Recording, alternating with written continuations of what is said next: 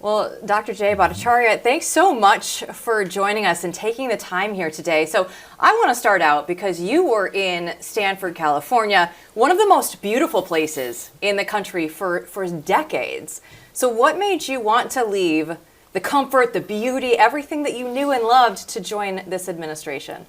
It is an absolute honor to actually use the things I've been working at for decades. I was at Stanford for almost 39 years, which is hard to say, and it was really hard to leave. But what President Trump offered me this chance to lead the NIH, who could say no? Like we can use this institution to actually make America healthy. Well, that's what I've been working toward my entire career. It's a very different environment in DC than Stanford, I'll grant you that. Well, there's been so much to do in so little time, right? That's what they say. What do you want to get accomplished in your time here? How would you describe your approach to taking on this job? So what I want to accomplish is I want to fulfill the mandate that President Trump and Secretary Kennedy gave to me, which is to use the NIH to do the research so that we can understand how to make America healthy. Right? So for example, we just launched this major initiative where we're going to get the scientists across the country to actually answer the question, why is autism rising?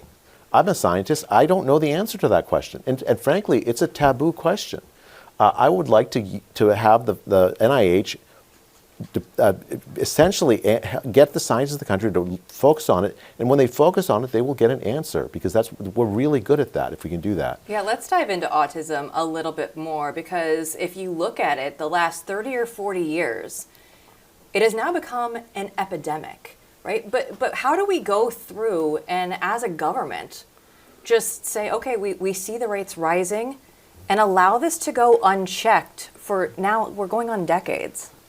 Well, somehow the problem with autism is that first, the rise, when you look back, is just meteoric, right? So, one in 1,000 just maybe a decade ago, or 2 decades ago, 1 in 10,000. I mean, and now 1 in 31 is the latest number.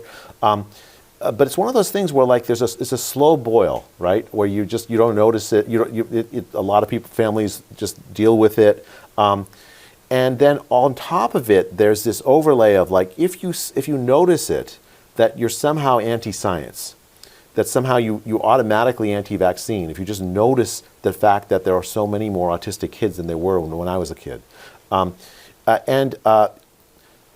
you put that together, and what you have is millions of families that don't have an answer to this question. But why is my child acting in this way?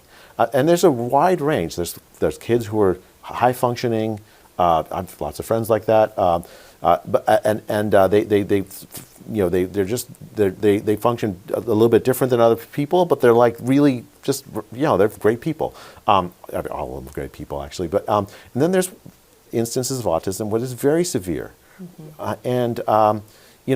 Where people have repetitive motions and they're nonverbal, and the problem is if scientists can't ask why the rates are rising, then we can't get answers to these families. How best can I care for my kids? Right? That's really the question.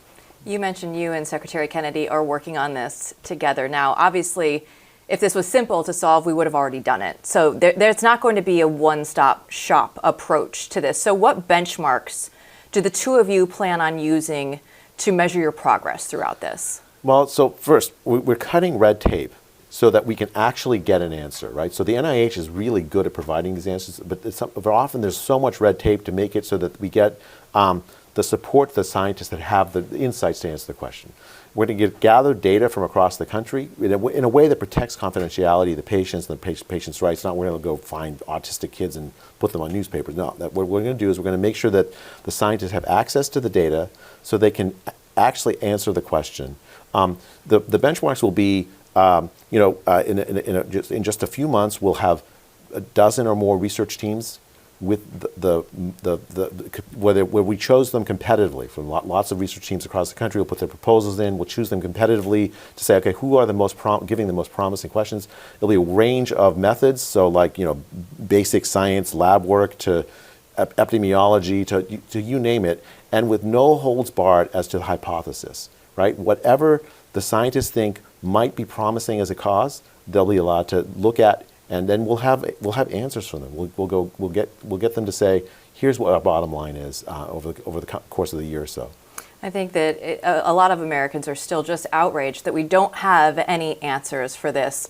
Another thing that is true for is COVID-19. And if memory serves correctly, your face was on posters all over Stanford's campus back in the day. So what was it like to be in your position, knowing the things that you knew, and actually being one of the lone voices that was willing to speak out against this when the rest of the industry was saying, no, you're wrong, and don't say the things that you're saying? It was a shocking experience for me. I thought that scientists had free speech.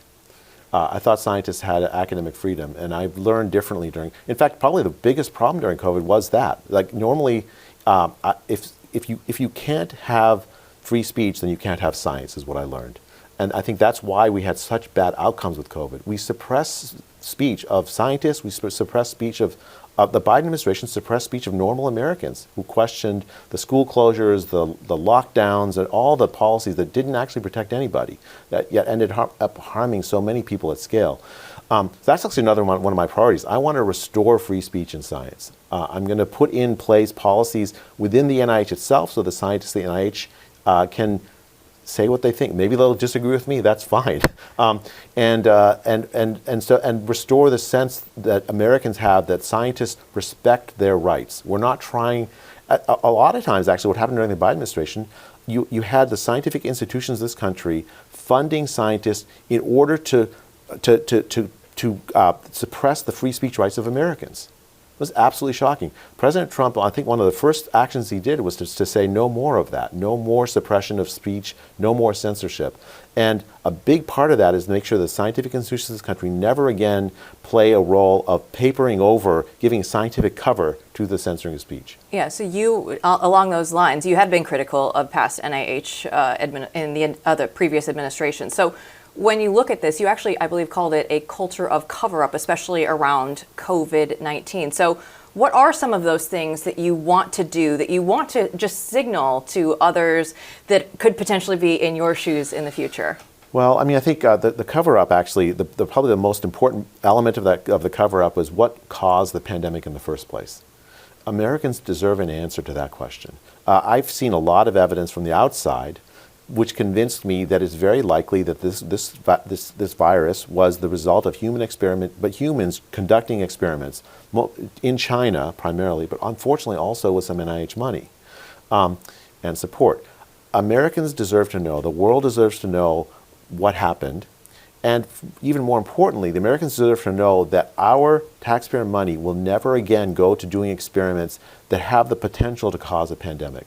I think there's lots and lots of action within the administration on this, and I've seen just very hopeful signs that we want to put it. Most scientific research is not like this. We're not going to pose a danger of causing like mass scale destruction, right? We're not generally, exploding nuclear bombs or something. But some scientific experiments do have that capacity to do it. Not just the gain of function work that we were talking about. I want to make sure that the American public can say no to that kind of experimentation, that we use the money responsibly to make America healthy, not put Americans at risk. I have to ask you, just on a personal note, when you see places like the New York Times coming out and they're like, oh, by the way, it was a lab leak. And people were so frustrated for years that it was only like a few voices out there saying, okay, these are the things that could possibly be there. And the silencing of information.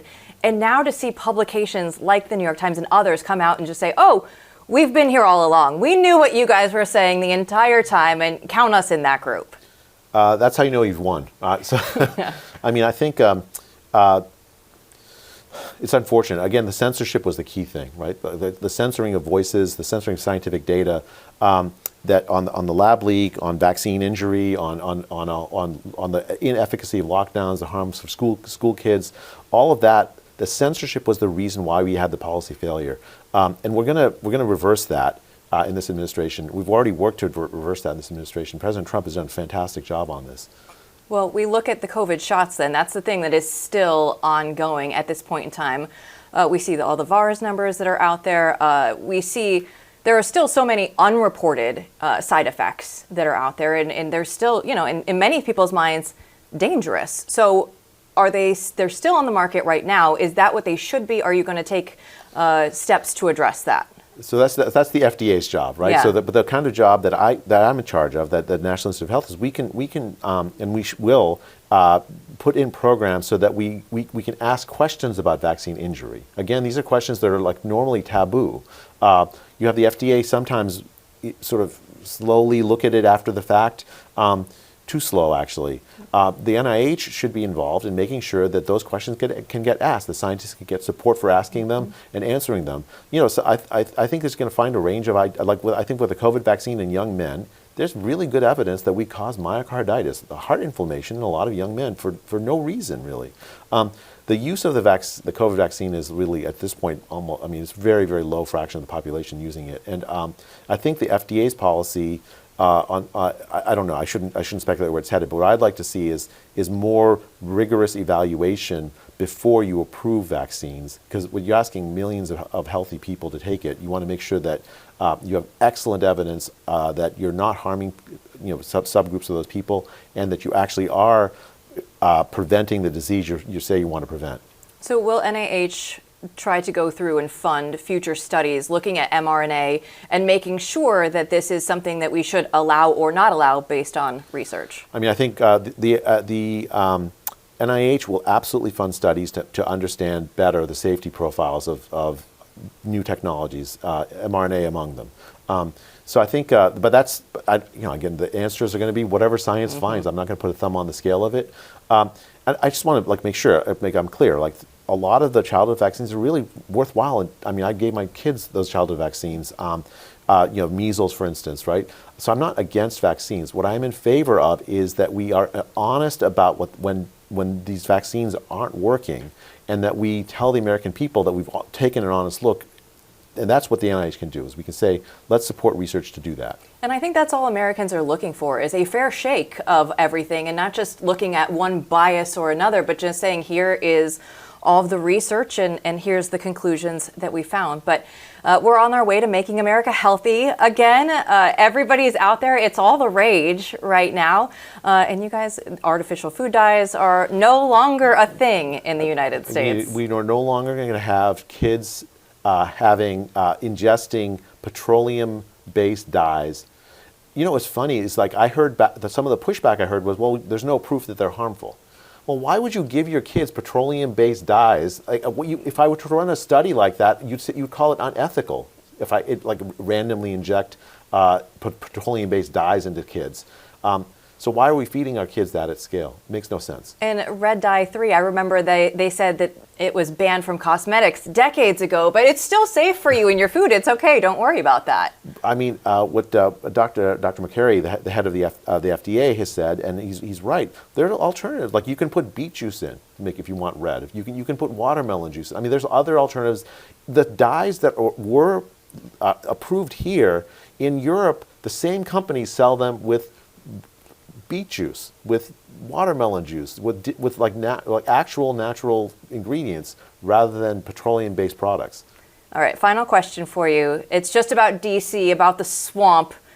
What's life been like for you in these last few weeks? It's about been a month. I've been in office, and it feels like it's been 4 years. But it's exhilarating, actually, and it's also I have this sense of great responsibility that I want to use the power that the NIH has, which is to induce excellent science for the benefit of the American people. That's what at the end of my time here, and eventually will end, I hope I can look back and say, yeah, we really did the work that made America healthier. I think that if you're able to do that, the American people will be very, very happy with that. Thanks so much for your time. Thank you.